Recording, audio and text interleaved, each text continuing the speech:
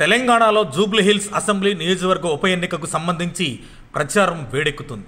మంగళవారం నామినేషన్లు ముగిశాయి. దీంతో కాంగ్రెస్, బీఆర్ఎస్, బీజేపీలతో సహా ప్రధాన పార్టీలు స్టార్ క్యాంపెయినర్లతో ప్రచారానికి సిద్ధమవుతున్నాయి. ఉప ఎన్నిక వేడి తారాస్థాయికి చేరింది.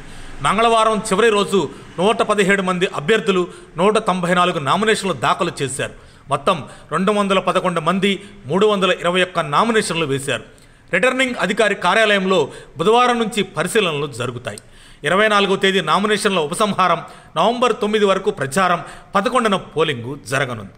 రీజనల్ రింగ్ రోడ్, ఫార్మాసిటీ, భూ నిర్వాసితులు, నిరుద్యోగులు, 11 మంది రైతులు, మాల సంఘాల జేఏసీ నుంచి 30 మంది, రిటైర్డ్ ఉద్యోగాల సంఘం నుంచి 11 మంది నామినేషన్లు దాఖలయ్యాయి.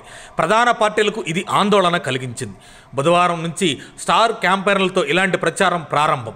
సీఎం రేవంత్ రెడ్డి నవంబర్ మొదటి వారంలో రంగంలోకి దిగనున్నారు. మంత్రులు, కార్యకర్తలు ఇప్పటికే ప్రచారం చేస్తున్నారు. ఏఐఎంఐఎం అధ్యక్షుడు ఓవైసీ కూడా కాంగ్రెస్కు మద్దతుగా ప్రచారం చేస్తారు. హైదరాబాద్లో తమ పట్టు నిరూపించుకోవాలని బీఆర్ఎస్ విశ్వ ప్రయత్నం చేస్తుంది. బీఆర్ఎస్ నేతలు సుడిగాలి పర్యటనలు, కేసీఆర్ ప్రచారంపై ఆశలు పెట్టుకుని విజయం ధీమా వ్యక్తం చేస్తున్నారు. 2023లో 25,000 ఓట్లు పొందిన బీజేపీ ఈసారి జూబ్లీహిల్స్ సీట్ కోసం స్టార్ క్యాంపెయినర్లను బరిలోకి దించింది. కనీసం సెకండ్ ప్లేస్ దక్కించుకొని రాబోయే ఎన్నికల్లో అధికారంలోకి రావాలని భావిస్తుంది బీజేపీ.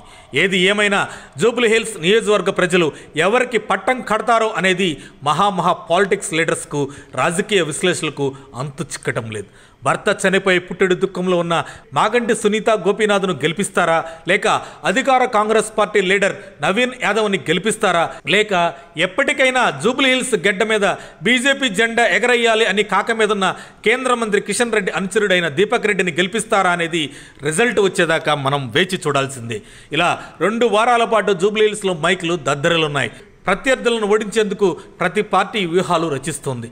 జూబ్లీహిల్స్ గెలుపు ఎవరనేది ఓటర్ ఇచ్చే అంతిమ తీర్పుపైనే ఆధారపడి ఉంది. మరిన్ని అప్డేట్స్ కోసం మా కాయ్ టీవీని సబ్స్క్రైబ్ చేసుకోండి. మా వీడియో కనుక మీకు నచ్చినట్లయితే లైక్ చేయండి, షేర్ చేయండి. మీ విలువైన అభిప్రాయాలను కామెంట్ బాక్స్లో తెలియజేయండి.